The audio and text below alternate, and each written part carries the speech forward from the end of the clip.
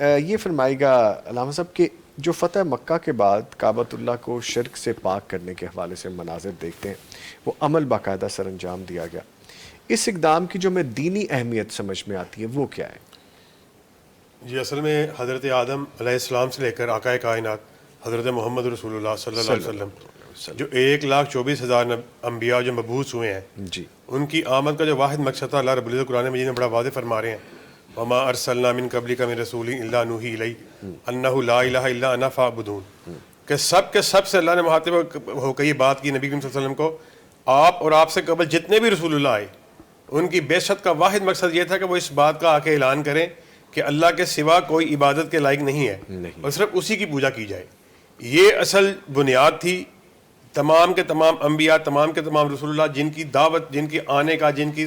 جو فکر تھی، جس کا مقصد یہ تھا۔ اور جب فتح مکہ ہوا ہے،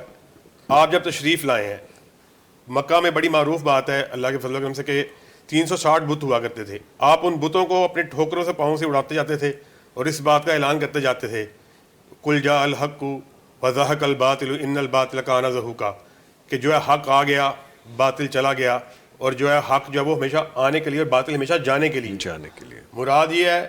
یہ جتنے بھی انبیاء آئے ان کی دعوت، ان کی آنے کا، ان کی بعثت کا واحد مقصد جو تھا وہ توحید تھا۔ پھر آپ نے حضرت عثمان بن طلحہ رضی اللہ تعالیٰ عنہ ان کو بلایا ہے،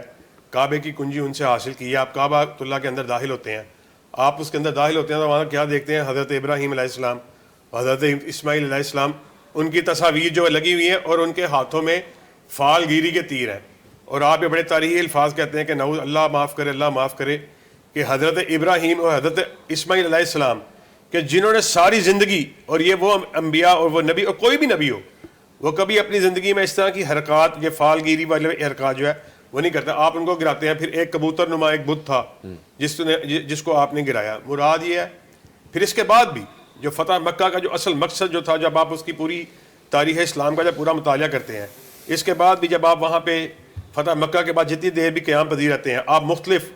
اپنے اصحاب رسول کی، ان کی اس کی نگرانی میں، ان کی سپہ سلاری میں مختلف جگہوں پر عزا، حبل اور جتنے بڑے تھے وہ بت تھے، بت کدے تھے، وہاں پہ کسی کی جو ہے وہ سپہ سلاری حضرت خالد بن ولید فرما رہے ہیں، کسی کی سپہ سلاری حضرت سعد بن وہ فرما رہے ہیں، یعنی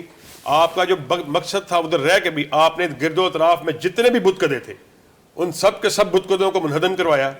ان کو گرایا ہے، اور اس بات کو ثابت کیا کہ اللہ رب العزت جو وہ تنہا علی کل شیء قدیر، تنہا جو ہے وہ عبادت کے لائق ہے۔ مراد یہ ہے کہ اپنے عمل سے، اپنے قول سے، اپنے فعل سے اس بات کو اللہ کے فضل و کرم سے ثابت کیا، اور ان بتوں کو گرا کے اس بات کا یعنی وہ درس دیا کہ جو توحید ہے، جو توحید اصل میں جو توحید تھی، وہ اصل میں جو درس تھا جو اس پورے فتح مکہ سے ہمیں وہ حاصل ہوتا ہے۔